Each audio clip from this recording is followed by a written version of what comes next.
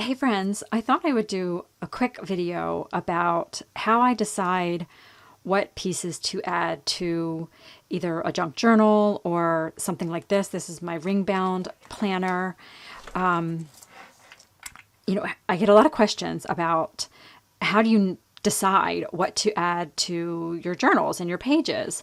And I just wanted to share really quickly about that. So really the easiest starting point, whether you're doing any kind of creative paper project, so a journal or a scrapbook layout, is to start with color.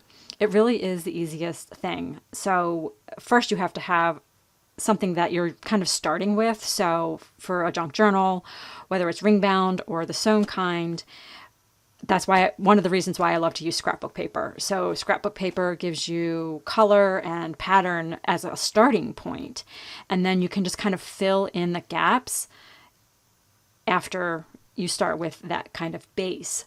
So just as an example, right here, I opened up this planner that I'm setting up, and I've got these two scrapbook papers. They're double-sided scrapbook papers that I have in here. And so you're seeing the back of the one and the front of this one here. So I know I've got black and white and pink to work with, to start with.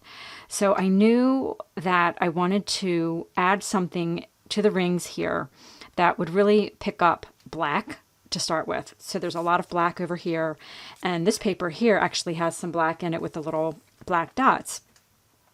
So the first thing I did, I wanted to start with like some kind of page, like a book page or something. And I actually just happened to have this stack of papers that I took out of a garden binder that I'm working on right now. This one right here. So if you've been following me recently, you know I've got several like projects, personal projects going on right now. So this Better Homes and Gardens binder I am using as a note-taking binder. So I took all the original pages out of it, and it's these here, and they were just sitting on my table right next to my planner being open. So I just thought to myself, well, maybe I can find something in here to work. So I knew I was looking for something with black and probably something with some pink or aqua in it, because those are the other colors that I've got going on over here. I literally just turned this page over, and this was the page that was there. So you can see like page 7 here. It was the next page in this stack. So it just was very kind of serendipitous, and you will hear me talk often about how much that factors into my creative process. It's not really kind of a tactic that you can use. It's just something that if you really believe that serendipity and synchronicity are elements in your life, and you just really believe in them, and you know that those kinds of things happen, and the things that you need or things that will work for you are going to come to you, then it happens. And that's just, it really does play a major part in my creative process. I get very lucky, and I just find the right thing that I need at the moment that I need it. That happens a lot. So this is one example of that. So I started with this paper here, this page here, and I knew I wanted to add some more to it. So I don't really want to cover up this here, the pink and the black. So if I add something, I'll maybe do something kind of small, like right here, that I will clip into the top ring, or maybe these top 2 rings. But I want to leave these open. So that means that if I want to add something else, I need to add something underneath. So then I was thinking something either white, because this page here, the background is off-white. So I thought something white would be good to kind of pick up the white over here. And the other color is this like aqua green here. I need to stick this guy down better because of the jute string behind it. It keeps popping up, so I need to get that down better. So anyway, so I was thinking, what could I do behind here? So I'm still thinking about book pages, because I want something kind of big, so it probably will be something that comes from a book. And I knew it wouldn't be like a children's storybook because they're all smaller pages and would not be big enough to lay behind this and still show. So then I started looking at my nonfiction books. So when I say nonfiction, I mean just, not the storybooks, but like dictionaries and sheet music. And I've got my McCall's Make It book, which is a little craft book for kids, science books, like those kinds of things. So I just picked up this book here, and one of my really sweet Instagram followers sent me some books recently, and this was one of them, and I haven't actually put it away yet. So it was just sitting in a stack, and I decided to look inside here to see what I could use. And right here on the very first page, again, talking about like serendipity, this is just another example of it, I think. I thought the color of this is picking up this color in the tab here, so I thought this would be great to use. It looks like it's going to be big enough, so you can see like it's taller than this page here, and it's wider too. So I'll have a little bit of these letters here peeking out on the side, and probably not too much of the letters on the top and bottom, but that's okay. It'll still have that kind of blue color. So I think that would look really nice. So I am going to add this to that ring here. And I started tearing this out, and then I thought, you know what, let me just make a quick little video, because I keep getting questions about like, how do I decide what to put on my pages? And also I want to mention here, like, my style and approach is very matchy, as you can probably tell. I love color, and it's just the way kind of my mind works, and everyone is different. Like, this style may not appeal to some people. So they might think it's too matchy. Some people have a more kind of eclectic look that they like. My look tends to be or my style tends to be kind of neat. I think it borrows very heavily from like scrapbooking. So my style is very much a blend of junk journals and scrapbooks. And I never set out to do that intentionally. It's just sort of evolved that way. And when I look at some of my finished journals or finished pages, I've noticed that they have very much like a scrapbook feel to them, more so than like the traditional junk journals that you see. And I'm okay with that. Like, you just kind of have to get started and start making things, and also pay attention to what you're drawn to. So other people's work that you tend to really be drawn to, that really kind of make you stop and stare and drool over what they're doing, there's probably something in that that really speaks to you. And if you're trying to figure out what your style is, that is a really great place to kind of start and pay attention to what really lights you up. And that's kind of a hint. And you can start maybe drawing from the inspiration that you get there in your own work. And then, of course, as you start making things, your own style will kind of evolve from that. And that's kind of what I've found to be true for myself. So I'm liking these colors here. Now I can see, obviously this isn't hole punched yet.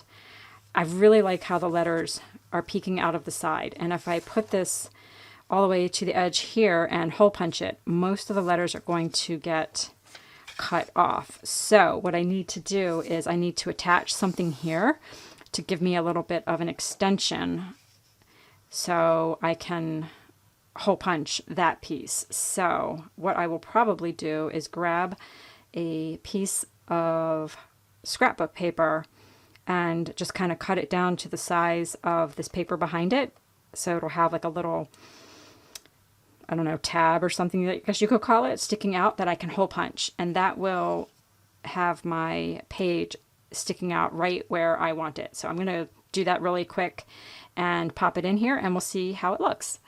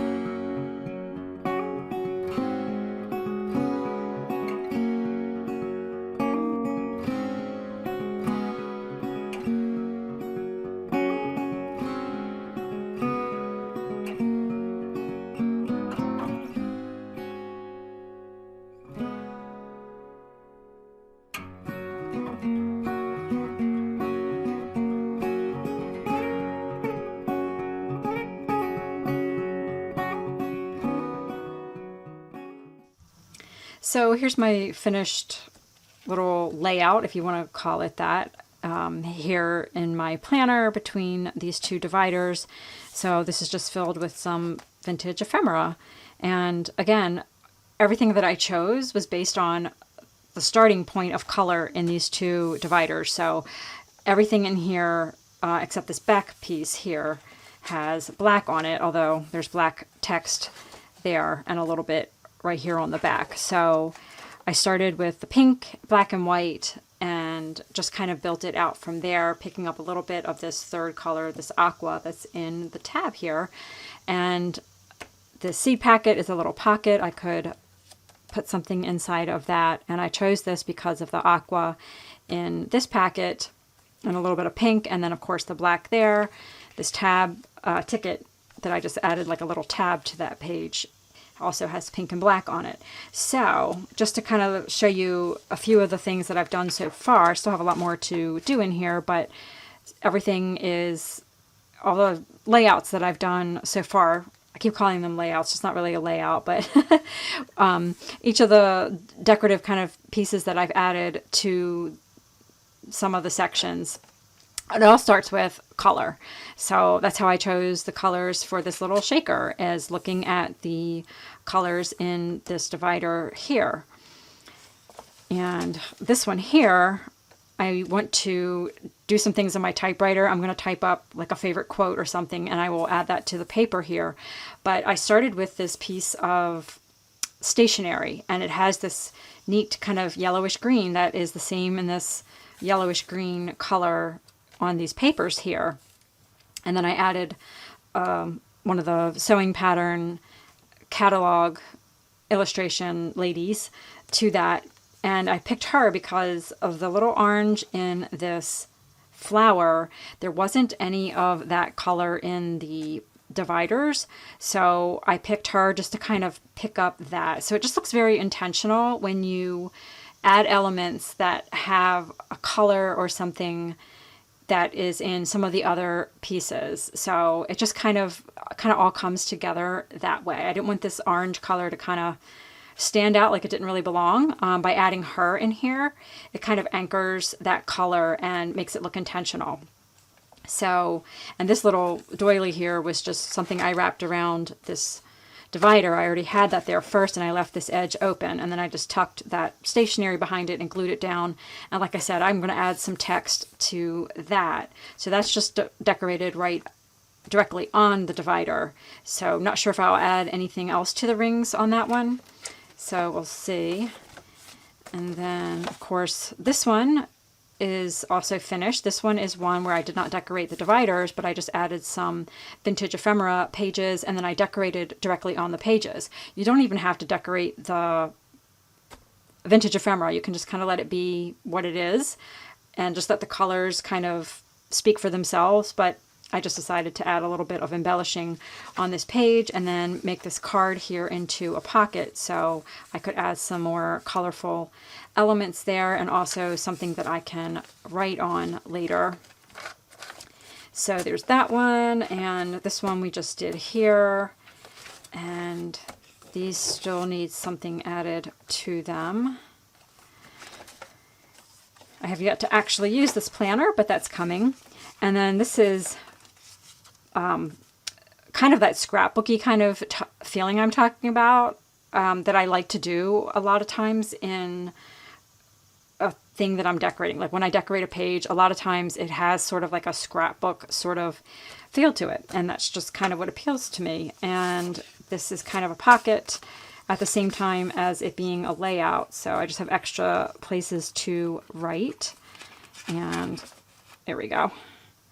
So that one's done. And this one, I probably will not add anything else to the rings as far as like vintage book pages or anything. So this one's just a decorated divider. And then this one is in front of this divider here, and it's just some vintage book pages and a coin envelope.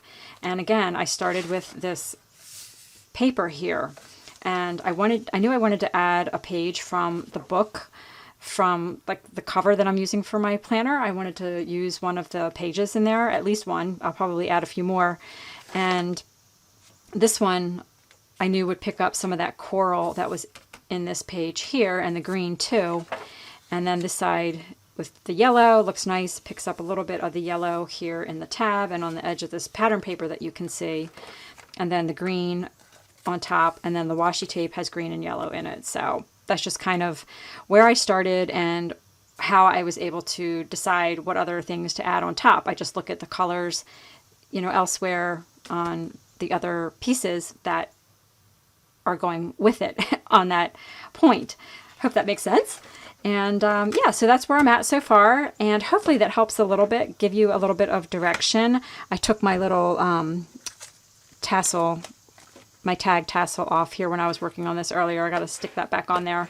But that's where I'm at right now with this, and as I've mentioned before, I'll have some more videos just sharing some more ways I work in this planner and decorate it. Thank you guys so much for watching. I hope you are doing great, and I will see you really soon.